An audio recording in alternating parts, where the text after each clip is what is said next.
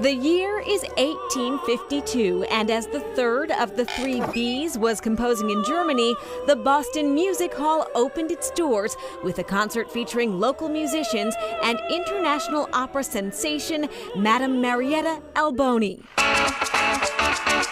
171 years later, the name on the marquee has changed, but the Orpheum is still bringing great music to Boston. Our focus at the Orpheum Theater is we're a traditional rock and roll hall. Deirdre Kelly manages the space, currently run by Crossroads Presents.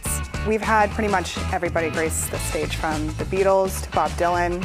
Rolling Stones were here in 2002. One reason this place has been on rockers' bucket list is the space is acoustically perfect. Which technically means that you can perform from the stage without sound amplification.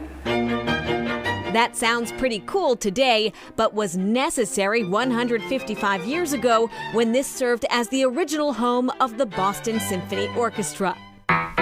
After the BSO departed in 1900, the space was renovated and catered to vaudeville and a new spectacle called motion pictures, during which time they welcomed Charlie Chaplin live and a comedy trio recently dubbed the Three Stooges. Cool piece here on our stage is in the early 1900s during our vaudeville time. This will open. So they used to pull out the slat, put it in, turn the light on, and you could see who was performing next. 171 years represents quite a music milestone, but perhaps the Orpheum's most significant milestone was not musical at all. So on December 31st, 1862, on the eve of the Emancipation Proclamation, Northern abolitionists gathered here. And in attendance was Frederick Douglass, Harriet Beecher Stowe, Harriet Tubman, among others. And it's a really wonderful story of the history that is not just music, but culture as well here at the Orpheum. 1973, the year Marvin Gaye asked us to get it on, and Pink Floyd explored the dark side of the moon. A young Boston-based harpsichordist, Marty Perlman, started the first orchestra to play Baroque-era music on period-accurate instruments in North America. We started under the name of Banchetto Musicale, and I certainly didn't expect it to be here for 50 years. I started with just 8 people, who were all the people that I knew around here who could play reasonably well on these period instruments. One might assume that all orchestras play on period instruments.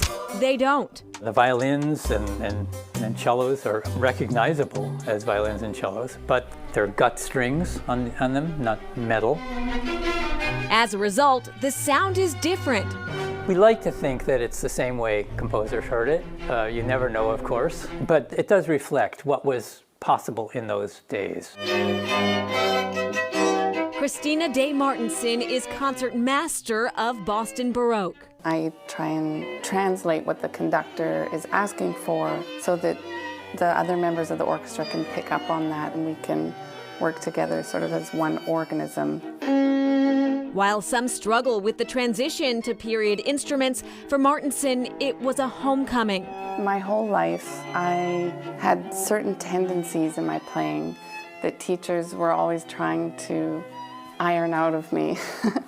When I came to the period instruments, I felt like I could finally play the way I wanted to play, like I found my voice. At 50, the Boston Baroque Orchestra has also found its voice.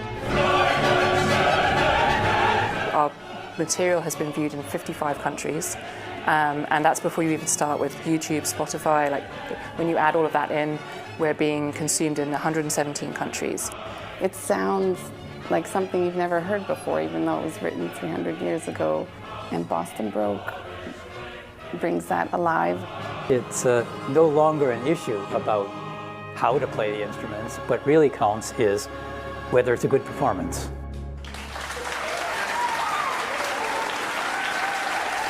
And another 50-year milestone for you. Holiday Pop celebrates 50 years this year. Arthur Fiedler started it in 1973, but of course it was a scaled-down version. Right, and prior to that, actually, he conducted the orchestra for the Nutcracker performances of the Boston Ballet, which is a great little piece of trivia. Back to the Orpheum again. The exterior, almost as famous as the interior. The exterior featured on a number of album covers, including a 1992 Allman Brothers album. There you go. Up next, 50 years of hip-hop.